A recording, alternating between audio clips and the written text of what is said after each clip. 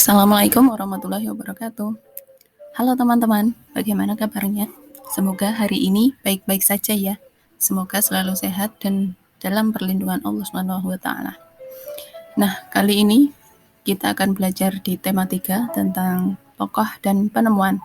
Subtema 1, penemuan yang mengubah dunia.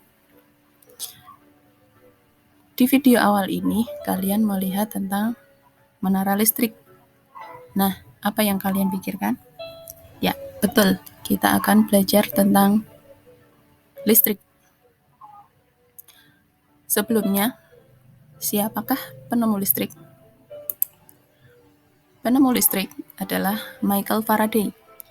Dia lahir tahun 1791 di Newington, Inggris. Selanjutnya, kita akan belajar tentang teks eksplanasi. Teks eksplanasi adalah teks yang menerangkan atau menjelaskan mengenai proses atau fenomena alam maupun sosial.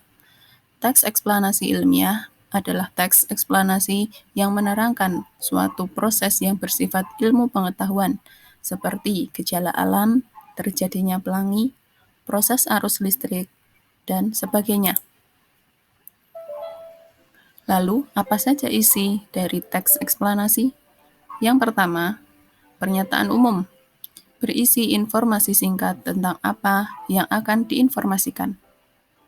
Yang kedua, deretan penjelas atau isi, berisi urutan uraian atau penjelasan tentang proses atau peristiwa yang terjadi dan dijelaskan secara bertahap atau berurutan.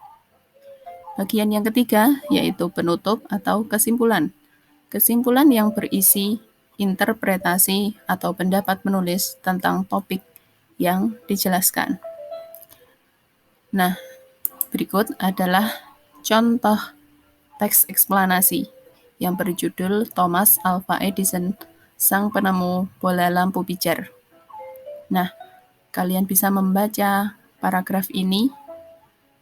Kalian bisa hentikan dulu videonya, bisa di screenshot kemudian dibaca dulu. Nah, setelah membaca, kita akan mengurai apa saja yang ada di dalam teks eksplanasi yang berjudul Thomas Alva Edison ini. Nah, bagian pertama, yaitu di topik masalah, kita temukan di paragraf pertama, yaitu tentang penemuan lampu pijar oleh Thomas Alva Edison. Kemudian, bagian penjelasan atau isi ada di paragraf kedua, yaitu tentang riwayat hidup Thomas Alva Edison. Karena ternyata Thomas Alva Edison ini adalah seorang yang tidak pernah mengenyam pendidikan formal. Dia hanya bersekolah selama 3 bulan. Dia dianggap gurunya bodoh. Dia tidak bisa mengerjakan soal seperti teman-teman yang lain. Nilai-nilainya buruk. Maka ia dikeluarkan dari sekolah. Namun ternyata dia memiliki rasa ingin tahu yang sangat besar dan mampu menemukan banyak penemuan yang berguna sampai saat ini. Nah, di paragraf 3, kita menemukan bahwa Thomas Alva Edison berhasil menemukan lampu pijar dengan waktu dan biaya yang tidak sedikit. Dan di bagian kesimpulan, isinya adalah kegigihan Thomas Alva Edison yang berhasil mengubah dunia. Kemudian, apa saja sih? Bagaimana listrik sampai di rumah kita? Listrik dihasilkan di pusat pembangkit listrik.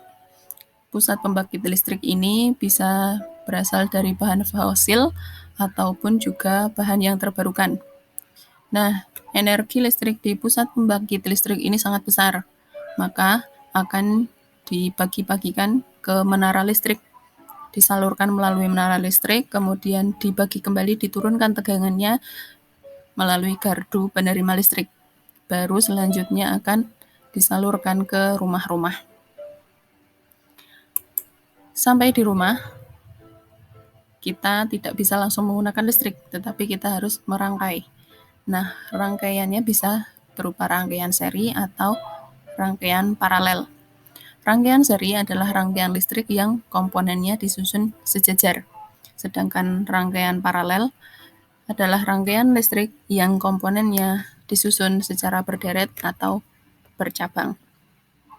Nah, kita bisa dapat mencoba membuat rangkaian listrik sederhana, baik itu seri ataupun paralel. Apa saja yang perlu dibutuhkan? Nah, komponen-komponen utama rangkaian listrik sederhana ada saklar. Yang pertama saklar, yang gunanya untuk menyambung dan memutus arus listrik. Kemudian baterai, yang digunakan sebagai sumber aliran listrik.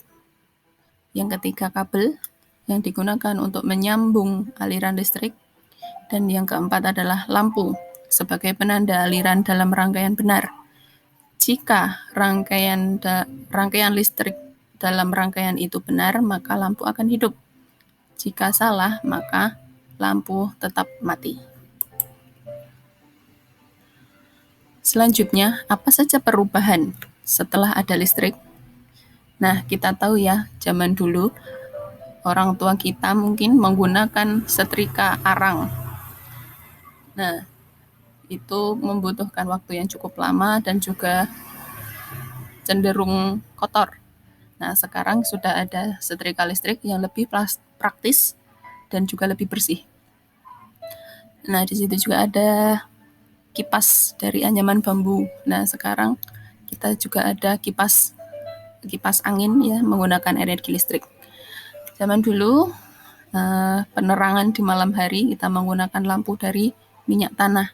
Nah, sekarang saat malam hari kita bisa menggunakan lampu pijar ataupun lampu LED yang nyalanya jauh lebih terang daripada lampu menggunakan minyak tanah. Kemudian ada juga mesin ketik manual. Nah, zaman dulu mengetik data menggunakan mesin manual ini. Sekarang kita setelah ada listrik, kemudian bisa ditemukan komputer.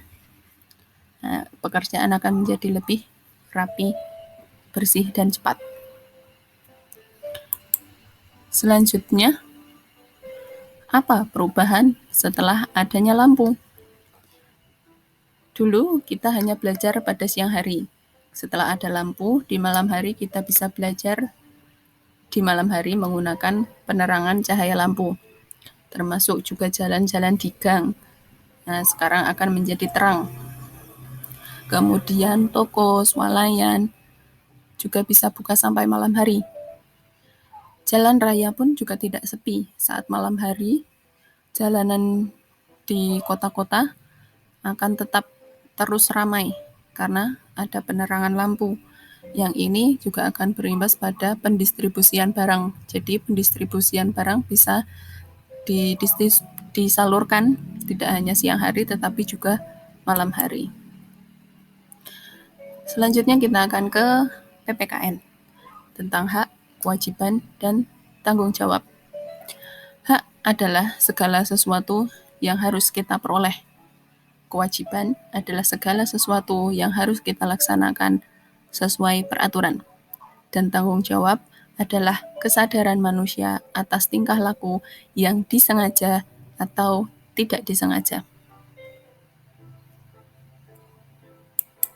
Nah, apa saja contoh hak, kewajiban, dan tanggung jawab di rumah? Hak yang bisa kita peroleh di rumah yaitu mendapat kasih sayang, mendapat perhatian, diakui sebagai individu yang berbeda antara saudara yang satu dengan saudara yang lainnya. Kemudian kewajiban kita adalah menghormati orang tua, membantu orang tua, dan belajar di rumah. Lalu apa tanggung jawab kita di rumah? Ada menjaga kebersihan rumah, menjaga nama baik keluarga, mematuhi aturan dalam keluarga. Nah, selanjutnya contoh hak, kewajiban, dan tanggung jawab di sekolah. Nah, haknya kita berhak mendapat ilmu pengetahuan dari guru, bertanya bila ada materi yang belum dimengerti, dan juga menggunakan fasilitas sekolah. Kewajiban kita di sekolah menghormati guru menaati peraturan sekolah, dan tidak merusak fasilitas sekolah. Tanggung jawab kita di sekolah berkonsentrasi saat menerima pelajaran, tidak ramai sendiri di kelas, mengerjakan tugas dengan sungguh-sungguh dan menyelesaikannya tepat waktu. Contoh hak, kewajiban, dan tanggung jawab di masyarakat. Hak kita menikmati lingkungan yang bersih, mendapat perlindungan hukum, berpendapat, dan berorganisasi. Kewajiban kita menjaga kebersihan lingkungan tempat tinggal agar tidak menyebabkan penyakit yang menyebabkan banyak orang terkena musibah. Menghormati tetangga, membantu tetangga yang terkena musibah. Dan tanggung jawab kita ikut kerja bakti membersihkan lingkungan, menjaga kerukunan masyarakat, dan juga menjaga keamanan lingkungan. Selanjutnya, kita akan belajar tentang interval nada. Interval nada adalah jarak antara satu nada ke nada yang lain. Nah, di sini ada contoh-contoh nada yang berjarak setengah nada, ada mi, fa, dan si, la. Contoh nada yang berjarak satu nada, do, re, mi, fa, sol. Contoh nada yang berjarak satu setengah nada, re, fa, mi, sol, la, do. Contoh nada yang berjarak dua nada, do, mi, fa, la. Selanjutnya kita akan belajar tentang lagu Maryam Tomong yang diciptakan oleh Guru Nahum Sitomorang yang berasal dari Tapanuli, Sumatera Utara. Mari kita coba menyanyikan. Selendang madi ginjang kain panjang madi toru pangeol ni gonting masong ondeng ke mamangolu Om Maryam Tomong dainang sinapang masin Om Maryam Tomong dainang sinapang masin. Nah, silahkan dicoba berlatih di rumah ya. Terima kasih telah menyaksikan video kali ini. Semoga bisa bertemu kembali. Salam sehat dan ceria. Wassalamualaikum warahmatullahi wabarakatuh.